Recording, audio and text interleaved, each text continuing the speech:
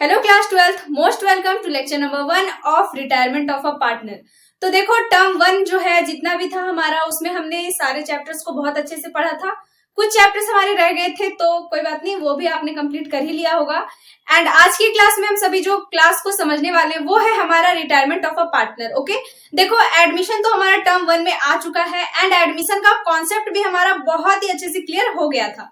तो आज की क्लास में पहले हम रिटायरमेंट को समझेंगे, फिर देन हमारा रिटायरमेंट के बाद हम डेथ को समझेंगे और डेथ ऑफ अ पार्टनर के बाद हम डिसोल्यूशन को समझेंगे। और इस तरह से हमारा पार्टनरशिप जो है वो पूरे अच्छे तरीके से क्लियर हो जाएगा। ठीक है, तो देखो सबसे पहले आज जो हम समझने वाले हैं ये हमारा एनसीईआरटी बुक का चैप्टर नंबर 4 है। हेडिंग डाल लो, हमारा आज का जो क्लास है वो है retirement. Okay, retirement of a partner. Okay, retirement of a partner. देखो सबसे पहली बात कि ये रिटायरमेंट का मतलब क्या है। तो रिटायरमेंट का मतलब तो हम सभी को समझ में आता है। क्या होता है रिटायरमेंट का मतलब कि छुट्टी ले लेना हमेशा के लिए, है ना, यही होता है हमारा रिटायरमेंट। तो यहाँ भी रिटायरमेंट का मतलब वही है। ठीक है, हमेशा के लिए छुट्टी ले लेना ही यहाँ पे रिटायरमेंट है। बल्कि अब यहाँ पे हमें समझना ये है कि जब कोई पार्टनर जो है वो अपने पार्टनरशिप फर्म में से, ठीक है, अपने पार्टनरशिप फर्म में से एप्लीकेशन देकर किसी भी रीजन से उस पार्टनरशिप डीड से अपने आप को अलग करता है, उस फर्म से खुद को अलग करता है, तो यही हमारा रिटायरमेंट कहलाता है। ठीक है, देखो मैंने आपको बोला था जब हम एडमिशन पढ़े थे तब भी कि जब भी हमारा किसी भी पार्टनरशिप फर्म में किसी भी चीज का रिकंस्टिट्यूशन होता हो, ठीक है, मतलब जब कभी भी फर्म का रिकंस्टिट्यूशन होता है तो उस टाइम पे हमें फर्म में जितने भी पार्टनरशिप डीड तैयार किए गए हैं उनका फिर से रिकंस्टिट्यूशन किया जाता है, पुनर्गठन किया जाता है। और इसके लिए हमें अलग अलग बहुत ही सारा अकाउंटिंग ट्रीटमेंट करना पड़ता है। तो यहाँ पे भी सेम रूल लागू हो रहा है। ये रूल क्या है कि देखो जब कभी भी पार्टनरशिप फर्म में किसी भी पार्टनर का एडमिशन होता है तो उस टाइम पे भी फर्म पूरे तरीके से चेंज हो जाता है, तो वहां पे हम अलग अलग अकाउंटिंग ट्रीटमेंट करते हैं। सेम कंडीशन यहाँ पे भी लागू हो रहा है कि जब कोई पार्टनर फर्म को छोड़ के जा रहा है तो उस टाइम पे भी तो पार्टनर्स के बीच में, फर्म के बीच में जो एग्रीमेंट तैयार हुआ है, जो पार्टनरशिप डीड रेडी हुआ है, उसमें चेंजेस तो होंगे ही। तो उन चेंजेस का अकाउंटिंग ट्रीटमेंट हमें करना होगा। ठीक है, तो देखो सबसे पहले आपको समझना है कि जब कभी भी कोई भी पार्टनर एडमिट होता है, ठीक है, जब कभी भी कोई पार्टनर का एडमिशन होता है, कोई भी न्यू पार्टनर का, तो वो अपने साथ क्या लेकर के आते हैं। तो जब भी किसी पार्टनरशिप फर्म में किसी न्यू पार्टनर का आगमन होता है, जब कोई न्यू पार्टनर आता है तो उस सिचुएशन में वो अपने साथ अपना तो पहले कैपिटल लेकर के आता है। ठीक है, कैपिटल वो अपना लेकर के आता है। ठीक है, क्यों कैपिटल आता है? क्योंकि पुराने पार्टनर्स पहले से मेहनत करके अपना कैपिटल वो भी लाए हैं तो इन्हें भी लाना पड़ेगा, तभी प्रॉफिट हो सकता है ना। तो वो पहले तो कैपिटल लाते हैं, देन उन्हें गुडविल भी लाना पड़ता है अपना। ठीक है, क्योंकि पुराने पार्टनर्स के द्वारा कमाया गया गुडविल से उन्हें प्रॉफिट होगा, इसलिए वो गुडविल का हिस्सा जो है वो फर्म में लेकर के आते हैं और अपना गुडविल वो लेकर के आते हैं। ठीक है, कुछ अमाउंट ऑफ गुडविल। तो जब कोई न्यू पार्टनर आता है तो अपना कैपिटल लेके आता है, गुडविल लेके आता है। ठीक है, उसके बाद ही उसे प्रॉफिट आगे, अब उसका काम करने के बाद में जितना भी प्रॉफिट होगा उसमें उन्हें हिस्सा मिलेगा। ठीक है, इस तरीके से होता है। ये तो हमें बहुत ही अच्छे से पता है। बस हमें समझना क्या है, रिटायरमेंट के टाइम पे, at the time of retirement, जब भी कोई पार्टनर रिटायर करता है, ठीक है, तो वो अपने साथ कैपिटल लेके जाएगा। ठीक है, देन वो अपने साथ गुडविल भी लेकर के जाएगा और ऐसी क्या क्या चीजें हैं जो अपने साथ वो लेके जाएगा।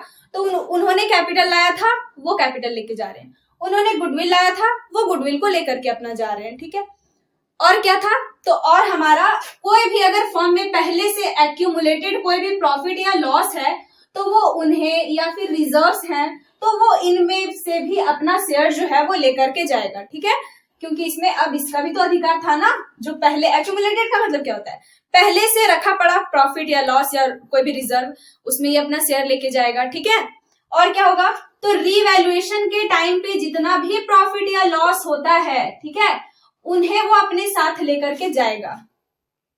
ठीक है, तो इतनी सारी चीजें जो है वो एक रिटायरिंग पार्टनर अपने साथ लेके जाता है। ठीक है, अब हमें यहाँ पे समझना क्या है, तो हमें यहाँ पे समझना ये है कि ये जो चैप्टर है रिटायरमेंट, इसमें हमें कौन कौन सा बेसिक बातों को जानना है, मतलब किस किस चीज का अकाउंटिंग ट्रीटमेंट हम यहाँ करने वाले हैं। तो देखो सबसे पहले पार्टनर्स जो है, जो ओल्ड पार्टनर्स है उनके बीच में और जो पार्टनर जा रहे हैं उनके बीच में सब कुछ तो समाप्त हो रहा है उस फॉर्म में, ठीक है।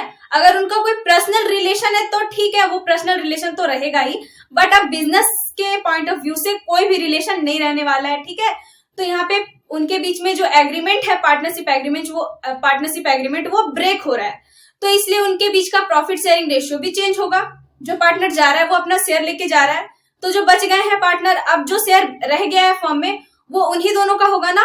तो यस, तो यहाँ पे हमें जो न्यू कैलकुलेशन सीखना है, मतलब हम किस किस चीज का कैलकुलेशन जो है वो यहाँ पे समझने वाले हैं। तो देखो, सबसे पहले हम न्यू रेशियो का कैलकुलेशन सीखेंगे, ठीक है, न्यू प्रॉफिट शेयरिंग रेशियो का, कि पार्टनर्स जो है, ओल्ड पार्टनर्स या फिर जो रिमेनिंग पार्टनर्स है उनके बीच का प्रॉफिट शेयरिंग रेशियो क्या रह गया, ठीक है। सेकेंड, तो हमें देखो, जब कोई भी पार्टनर आता है, एडमिशन होता है, तो पुराने पार्टनर्स को उन्हें अपना शेयर देना पड़ जाता है, और अपना शेयर देने से पुराने पार्टनर्स को क्या करना होता है, अपने शेयर का सैक्रिफाइस करना होता है ना। अगर वो सपोज, इसे हम एग्जांपल से लेते हैं कि लेट्स से कि 3 पार्टनर्स हैं A, B and C, okay, and firm का प्रॉफिट है 90,000 रुपीज, ठीक है। तो पहले अगर ये 90,000 डिस्ट्रीब्यूट होता था तो 30,000 रुपीज ए के पास, 30,000 रुपीज बी के पास एंड 30,000 रुपीज सी के पास, ठीक है। इस तरीके से प्रॉफिट का डिस्ट्रीब्यूशन होता था। बट इफ सी जो है वो जा रहा है, सी रिटायर कर रहा है, और अभी प्रॉफिट जो है वो 90,000 रुपीज है, तो अब ए एंड बी के बीच में कैसे डिवाइड होगा, बराबर में, इक्वल में, मान लेते हैं अभी इक्वल में ही डिस्ट्रीब्यूट हो रहा है, तो 45,000 एंड 45,000। तो देखो, पहले जब 3 पार्टनर्स थे तो 30,000 ए को मिल रहा था, और अब जब 2 पार्टनर हैं तो ए को कितना मिल रहा है, 45,000। तो यहाँ जो 15,000 का प्रॉफिट हो रहा है वो गेन हो रहा है ना ए के लिए और बी के लिए, गेन है ना। तो यस, यहाँ पे हमें गेनिंग शेयर निकालना होगा, ठीक है, गेनिंग रेशियो निकालना होगा, क्योंकि यहाँ पे सैक्रिफाइस नहीं हो रहा, बल्कि पार्टनर को छोड़ के जाने से जो बच गए हैं पार्टनर्स उन्हें गेन होता है, ठीक है। तो यहाँ पे हम गेनिंग रेशियो को सीखेंगे। ओके, आई बात समझ में? ये दोनों तो हम आज की क्लास में समझ लेंगे। थर्ड नंबर, हमें ट्रीटमेंट ऑफ गुडविल समझना होगा कि गुडविल का कैलकुलेशन हमें कैसे करना है, ठीक है। तो हम यहाँ पे लिखेंगे ट्रीटमेंट ऑफ गुडविल। ओके, चलो यहां तक तो ठीक है। देन उसके बाद अगर कोई एक्यूमुलेटेड प्रॉफिट या रिजर्व है तो उनका डिस्ट्रीब्यूशन हम करेंगे, ठीक है। तो यहाँ पे लिख लेते हैं हम distribution of accumulated profit loss and reserves. Okay, समझ जाना।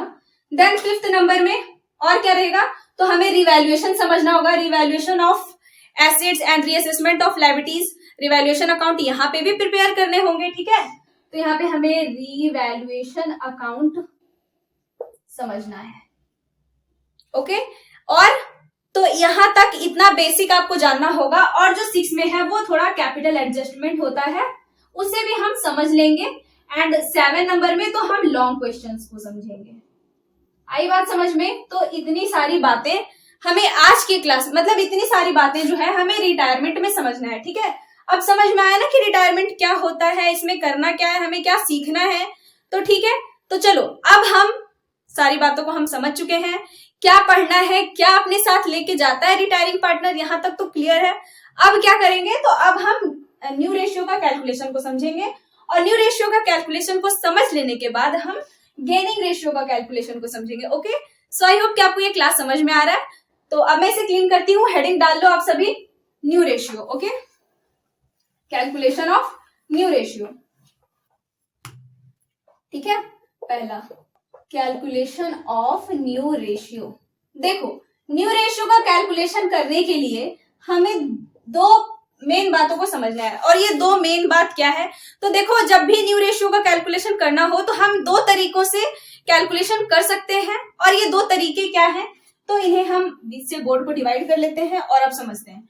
तो जो पहला तरीका है वो है व्हेन, जब क्वेश्चन में या फिर जब भी आपको कोई इंफॉर्मेशन ना गिवन हो, बस लिखा गया हो कि ए रिटायर, बी रिटायर, कोई भी फलाना रिटायर्स, जो भी पर्सन हो वो रिटायर कर रहा है, बस इतना ही लिखा गया है, तो उस सिचुएशन में, ठीक है, मतलब आपको कुछ इन्फॉर्मेशन नहीं दिया, बस लिखा गया है कि एक पर्सन जो है वो रिटायर कर रहा है, तो यहाँ पे लिख लो when there is not any information, ठीक है, जब कोई इंफॉर्मेशन नहीं रहता है। ये हो गया पहला केस, ठीक है। दूसरा केस कि जब इंफॉर्मेशन जो है वो गिवन है, तब आपको पता है कि अगर ए रिटायर कर रहा है तो उसका शेयर कौन ले रहा है, ठीक है, कितना ले रहा है, इन सभी बातों, ये सभी बातें जो है वो दी हुई रहती है, ठीक है। तो उस सिचुएशन में हम कैसे अकाउंटिंग ट्रीटमेंट करेंगे, तो देखो हमें यहाँ पे समझना होगा व्हेन इंफॉर्मेशन इज गिवन, ठीक है, जब इंफॉर्मेशन जो है वो दिया हुआ है। चलो ठीक है, देखो दोनों को हम एग्जांपल से समझेंगे। बी अवेयर मतलब क्लास में एकदम मेंटली प्रेजेंट रहना, तब बहुत ही अच्छे से समझ में आएगा, ठीक है। बहुत इजी चैप्टर है और बहुत इंटरेस्टिंग है, ठीक है। तो देखो सबसे पहले हम इसका एक एग्जांपल लेते हैं। तो हम एग्जांपल क्या लेते हैं, हम लेते हैं कि there is a partner ABC, ठीक है। ABC जो है वो यहाँ पे पार्टनर है और इनका प्रॉफिट शेयरिंग रेशियो जो है वो 5:3:2 है, ठीक है। यहाँ पे C जो है वो रिटायर कर रहा है, C retires, find new ratio, okay. Question को मैंने यहाँ पे शॉर्ट में लिखा है, मतलब आपको इस तरीके से इतना शॉर्ट में क्वेश्चन नहीं गिवन होगा, क्वेश्चन आपको अच्छे से लिखा गया होगा। There is a partner ABC sharing profit in the ratio of, अच्छे से लिखा गया होगा। मैंने यहाँ पे शॉर्ट में लिखा है ताकि टाइम का बचत हो, ठीक है। तो क्या लिखा गया है कि ABC जो है वो पार्टनर है और वो अपना प्रॉफिट शेयरिंग रेशियो उनका क्या है 5:3:2, ओके। अब यहाँ पे C जो है वो रिटायर कर रहा है, अब आपको न्यू रेशियो निकालना है। कोई इंफॉर्मेशन है यहाँ, बस लिखा गया है कि C रिटायर हो रहा है, तो हम क्या करेंगे, तो सिंपल है, सॉल्यूशन करेंगे। देखो ओल्ड रेशियो कितना था, ओल्ड रेशियो मतलब यही रेशियो जो गिवन है 5:3:2। अगर C रिटायर कर रहा है, अगर C रिटायर कर रहा है तो न्यू रेशियो क्या होगा, तो इफ C रिटायर, तो यहाँ पे 5:3:2 ये पहले का रेशियो है, C के शेयर को हम हटा देंगे, तो आपका अब न्यू रेशियो कितना हो गया 5:3, और ये किनका किनका है, तो A:B का, मतलब A और B का अब शेयर कितना है 5:3। आई बात समझ में। तो जब ये वाला केस गिवन हो, जब कोई भी इंफॉर्मेशन ना हो, तो सिंपल है, आपको क्या करना है, जो पार्टनर जा रहा है उसके शेयर को भी भेज देना है, हटा देना है, ठीक है।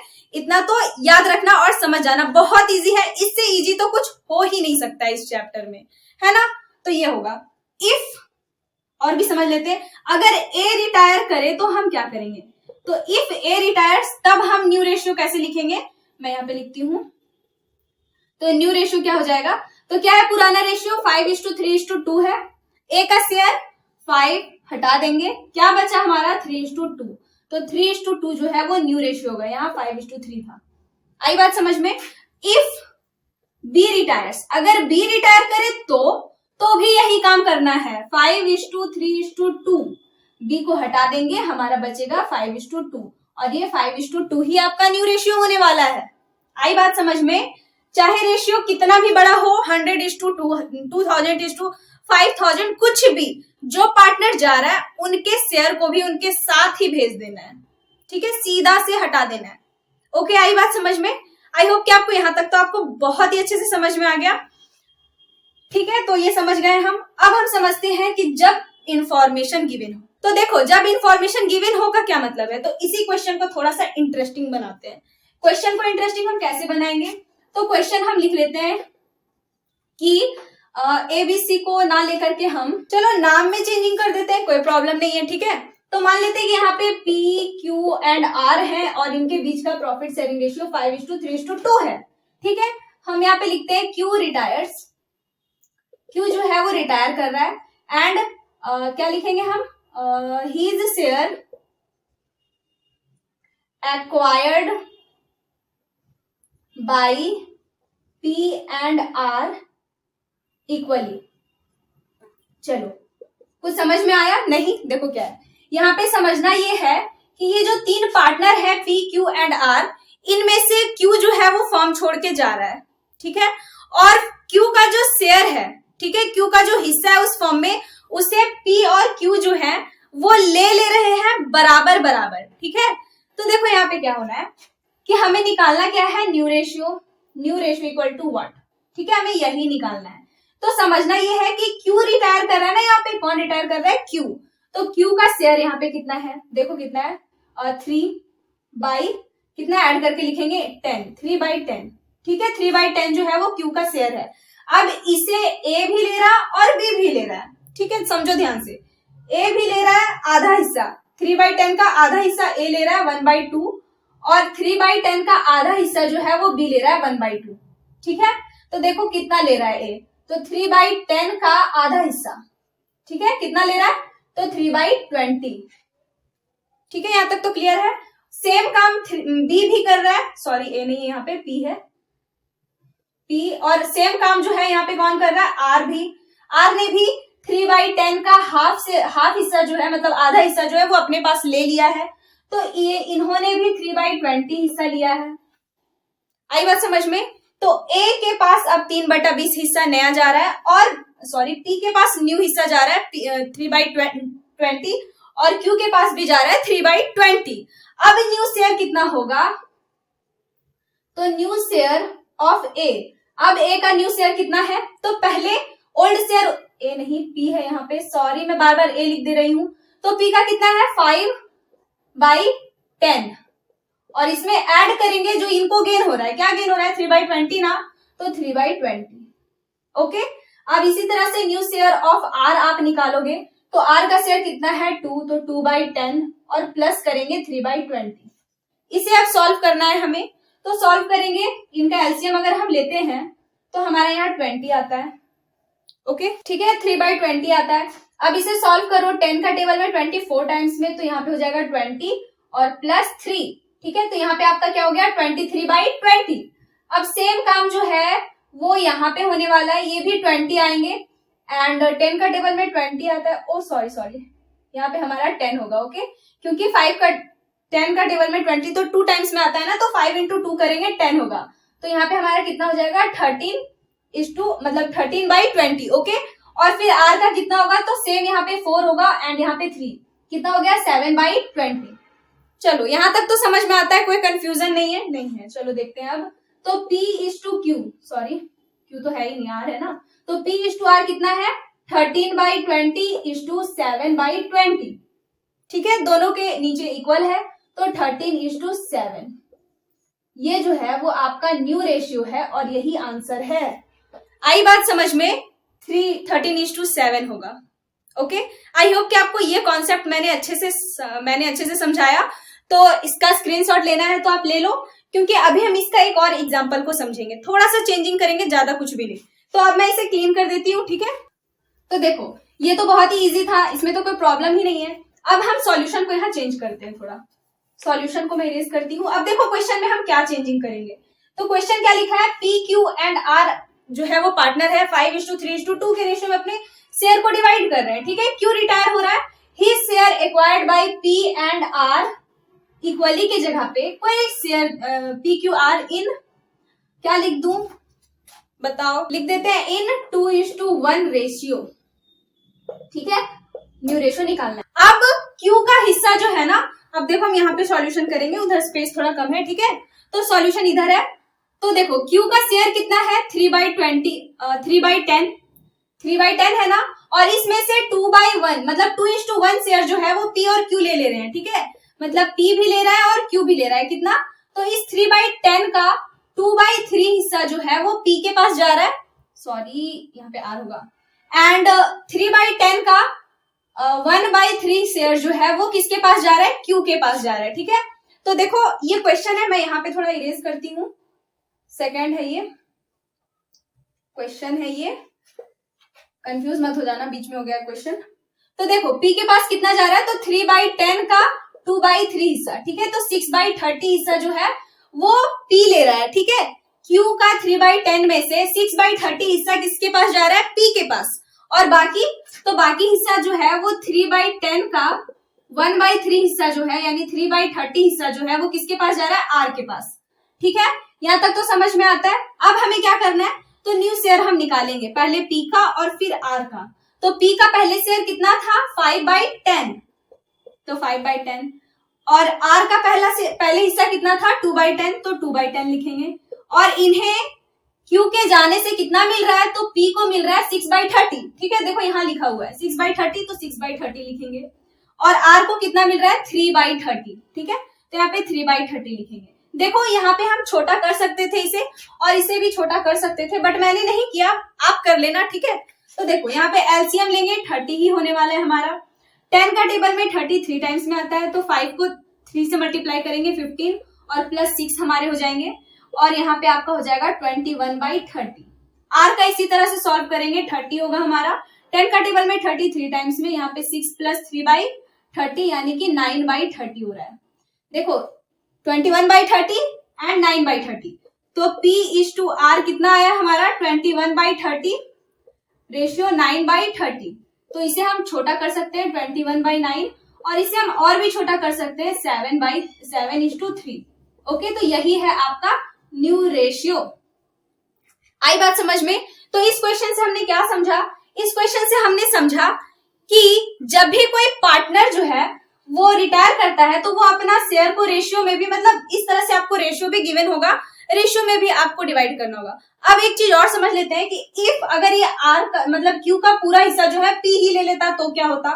तो अगर पी क्यू का पूरा हिस्सा अगर पी ले लेता ना, तो हम ऐसे बनाते पी और आर, ठीक है। तो पी का शेयर कितना है 5/10, आर का शेयर कितना है 3/20, सॉरी मतलब कि 2/10। ओके, अब ये क्या हुआ कि क्यू का पूरा हिस्सा पी ले रहा है या आर ले रहा है, मान लेते हैं अभी पी ले रहा है, तो कितना था क्यू का हिस्सा 3/10, तो 3/10 ऐसे ऐड कर देंगे। आई बात समझ में? और सिंपल है, इस तरह से फिर इसे सॉल्व कर लेंगे और न्यू रेशियो निकाल लेंगे, ठीक है। कोई कंफ्यूजन नहीं है, 3 तरह का क्वेश्चन हमने सेकंड केस में भी समझ लिया। ये चैप्टर बहुत ही अच्छे से क्लियर होगा, बहुत मजेदार चैप्टर है, ठीक है। यहां तक तो समझ में आता है। चलो यहाँ पे हमारा न्यू रेशियो का कैलकुलेशन हो गया है। अब देखो ये क्लास ना बहुत ही बड़ा हो जाता है, मतलब 20 मिनट के बाद वाले क्लासेस ना उसमें व्यूज ही नहीं जाते, लोग देखना ही पसंद नहीं करते हैं, है ना। तो इसलिए मैं इसे अभी यहीं पे ड्रॉप करती हूँ क्लास को। सो अपना नेक्स्ट क्लास में गेनिंग रेशियो को कैसे निकालते हैं इसे समझेंगे, ठीक है। वो क्लास हमारा बहुत ही छोटा होगा, ठीक है।